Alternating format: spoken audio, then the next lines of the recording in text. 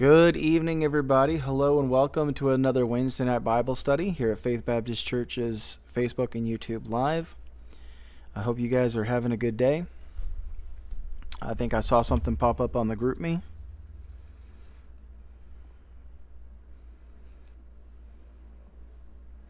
Nice that people can ask people to pray for things.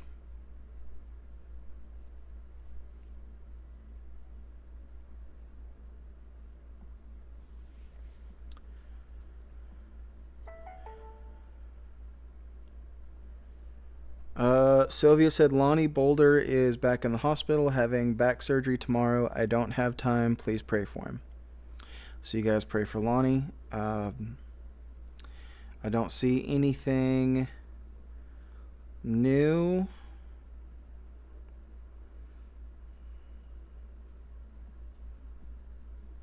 So you guys should continue to be in prayer for one another. Tonight we are in 1 Samuel 5. I am a little bit late, so I'm going to go ahead and just get started. I'll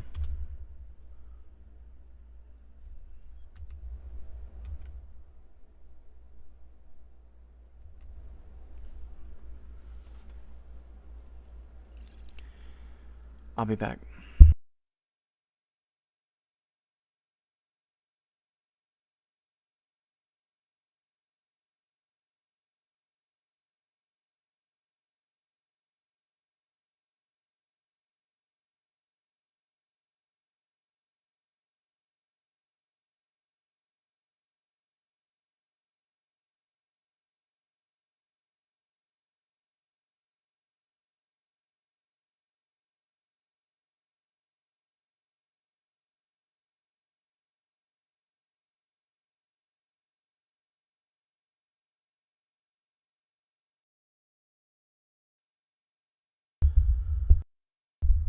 Testing, 1, 2, 3. Can everybody hear me? Hello. Okay. Yeah, you can hear me.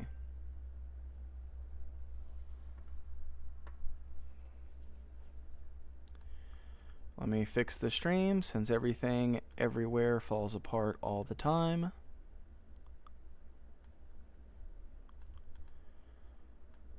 Oh, man.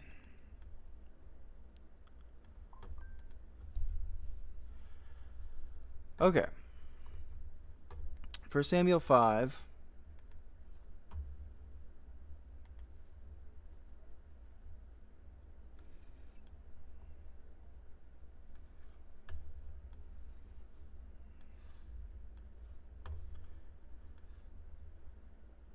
Let's see. We're going to start in verse 1. Oh, I need you guys to be able to see this. I don't know how to do that.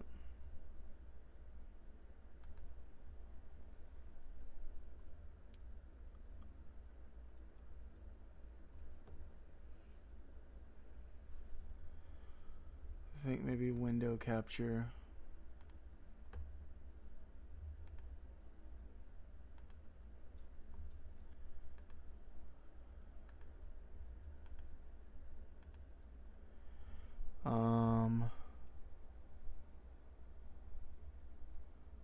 Okay, it's not showing what I want to capture.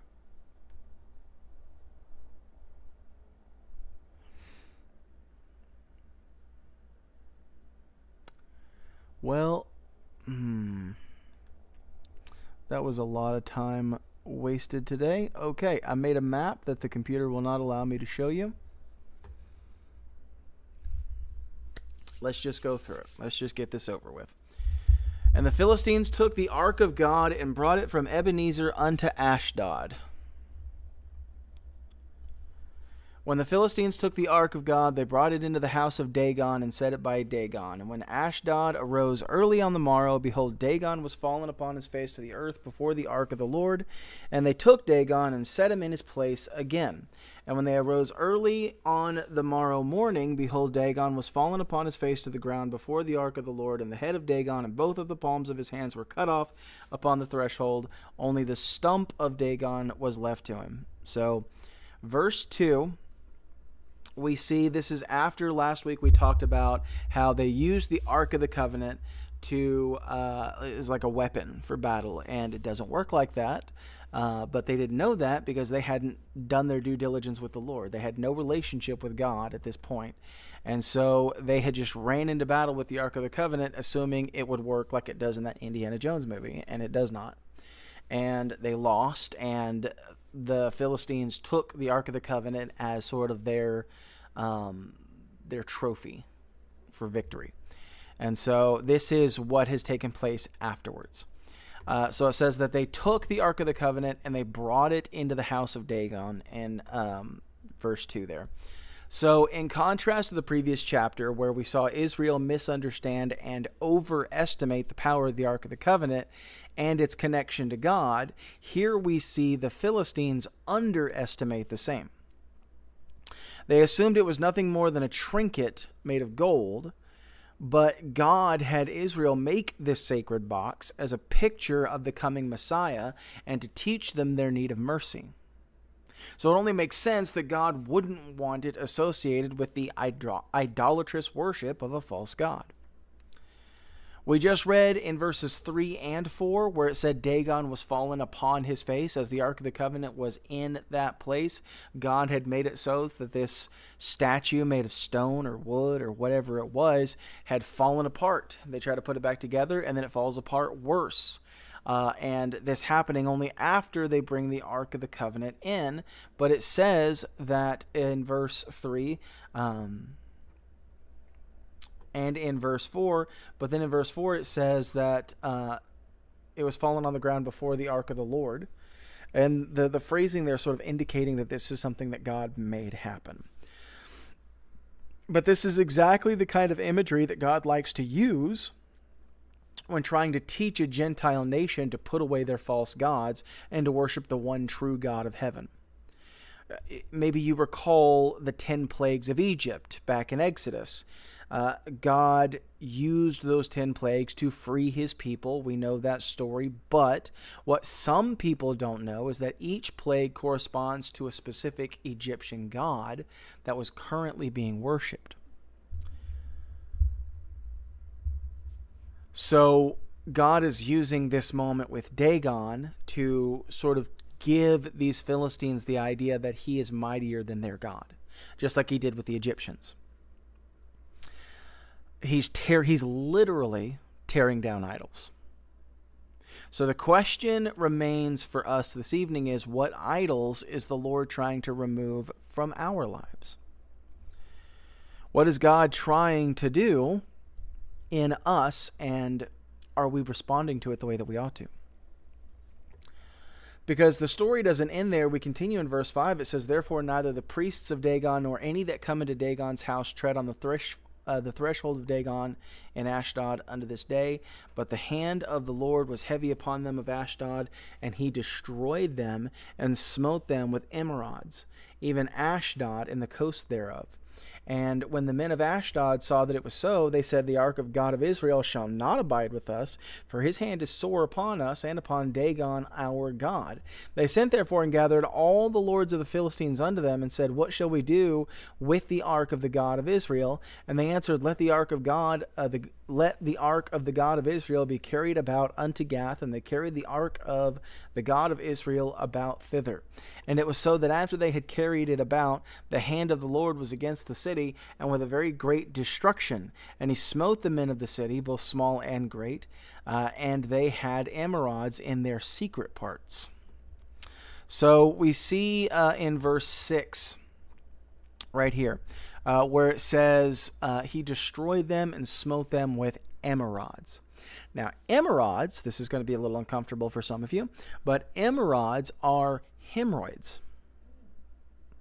So God was literally, when it says he destroyed them, he was literally killing some of the people of Ashdod and then plaguing all the others. So also remembering, we would see that today and we would say, yes, that sounds extremely uncomfortable, but I don't know that it would be the same thing as, being struck dead. It seems like there's several levels between one and the other, but you've got to remember, back in that day and age, there really wasn't. It's important to remember that medicine and sanitization weren't like they are today. So for some people, this might have been extremely detrimental to their health. So that's what emerods are. It's mentioned in this story, in the next story, which connects with this story, and then once in Deuteronomy. And as far as I can tell, that's the only time in all the English language that that phrase is used. In verse 7, the men of Ashdod are speaking about the Ark of the Covenant, and they say that about God, they say his hand is sore upon us and upon Dagon our God. So from this, we can assume that the Philistines in Ashdod and even the lords of the Philistines were convinced that the God of Israel was upset because he wanted the Ark of the Covenant out of the temple of Dagon. But the truth was that God wanted the Ark of the Covenant out of Philistia entirely. Rather than return to the Ark of Israel, they decided to move it to a new city and keep it somewhere other than the shrine of a false god, because they thought that would appease God. He'd be happy with that now. They wanted to keep the ark, but they didn't want to keep the ark because it had anything to do with God or for any good or righteous reason. They wanted to keep the ark only because they knew how important it was to Israel. So they were being as cruel to Israel as they possibly could be. Taking the ark of the covenant of their God and putting it in the house and the shrine of the Philistines. Being as disrespectful and being as crude and being as cruel as they possibly could be toward Israel. So they're trying to solve this problem for their people, right? They're trying to do the thing that is going to solve their problem. And that parallels a lot to sort of what we saw with Israel last week. They were trying to do the right thing, but in trying to do the right thing, they went about it the wrong way. So what we learn from this is it's important to do the right thing. And for most people, that's hard enough. Most people can't even put together to do the right thing. But it's also important not just to do the right thing, but to do the right thing for the right reasons. Your reasons matter. I can't tell you the endless number of Christians who I will argue with about what they're doing, to which they will say, "Oh my gosh, why does it matter? I'm doing a good thing." To which I will respond, it doesn't matter if you're doing a good thing. I hope y'all are listening to me tonight, because this is so important. It does not matter if you're doing a good thing if you're doing a good thing for a wrong reason. Right? When I was a teenager, it didn't matter that I was going to church because there was a girl there that I liked and had a crush on. It didn't matter that I was going to church. I was going to church for the wrong reasons. You know what that means? That means that I wasn't listening to the sermon. I wasn't listening to the hymns. I wasn't getting anything out of it because I was doing the right thing for the wrong reason. And when you do the right thing for the wrong reason, you are polluting this good thing. That's why it matters. It's important to do the right thing for the right reason. That matters. Because then we see in, let's see, where are we at? We finished reading in verse 9. And verse 10 is a very, very short chapter. It's 12 verses long, and honestly, none of these verses are that long. So it's a very, very short chapter, so it's going to be a very, very short lesson tonight. I don't see any other prayer requests mentioned or anything, so when I'm done, I'm done. But in verse 10 it says, "Therefore they sent the ark of God to Ekron. And it came to pass, as the ark of God came to Ekron, that the Ekronites cried out, saying, They have brought about the ark of the God of Israel to us to slay us and our people. So they sent and gathered together all the lords of the Philistines and said, Send away the ark of the God of Israel, and let it go again to his own place, that it slay us not and our people. For there was a deadly destruction throughout all the city. The hand of God was very heavy there, and the men that died were not And the men that died not were smitten with the emerods, and the cry of the city went up to heaven. So a couple of things again I want to look at is in verse 10. It said they have brought about the ark of the God of Israel. So these people that live in Ekron have heard what has happened in all these other cities, and Ashdod and Gath, and all these places. They've heard what's going on, and the people of Ekron have heard, and they said, oh no, they're bringing it to our city as well. So people began to fear that their city might be the next one to be plagued by the presence of the Ark of the Covenant. The Ark caused more trouble for the Philistines, consider this, after it had been taken than it did when Israel tried to use it. So Israel loses, a lot of people die, then they take the Ark of the Covenant into the land of the Philistines, and then a lot more people die. And then a lot more people than that suffer. So then the question then becomes, why didn't God just do this at the Battle of Ebenezer, like Israel wanted him to do in the first place? If he was going to torture the Philistines with it anyways, why not do it in the middle of the battlefield? Because the answer is still the same as it was last week. Winning isn't always the goal. It's not always about succeeding and lording over and being better than everybody else. Winning isn't always the goal. For God, the goal was, and by the way, still is, for his people to know him, for his people to love him, and then for his people to obey him. That is what God wants. It's not always about winning. They were trusting in the power of the ark, but not in the power of God. So then we see in verse 11, all of this has happened, and they say, send away the ark of the God of Israel. This was what God wanted all along. He destroyed the idol of Dagon. He killed many Philistines, gave the rest of the Philistines hemorrhoids, all in order to get the Philistine lords to a place where they wanted to give the Ark of the Covenant back to Israel.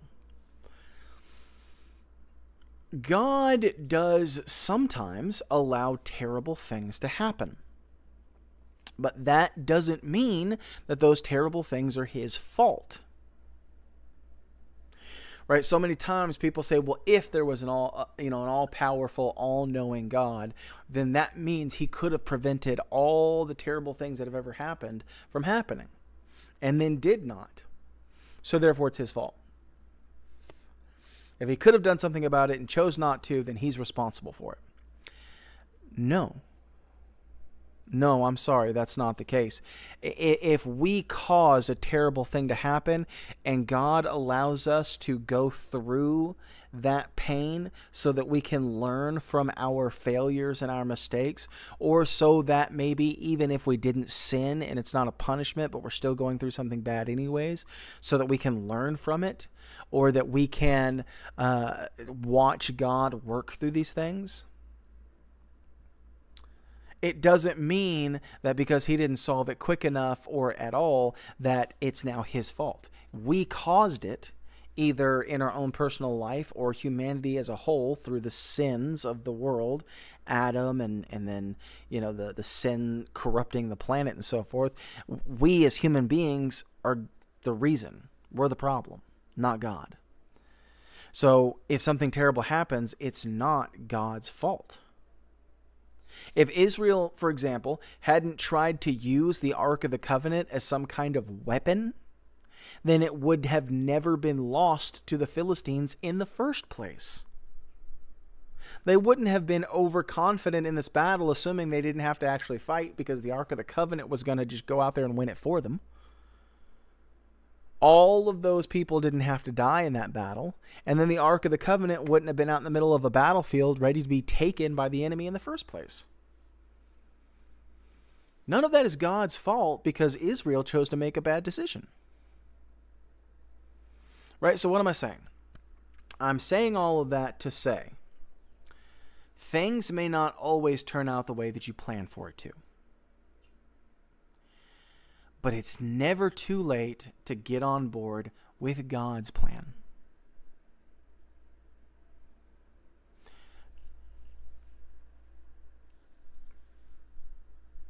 You may have lost the path somewhere along this journey. But it's never too late to find your way back to it.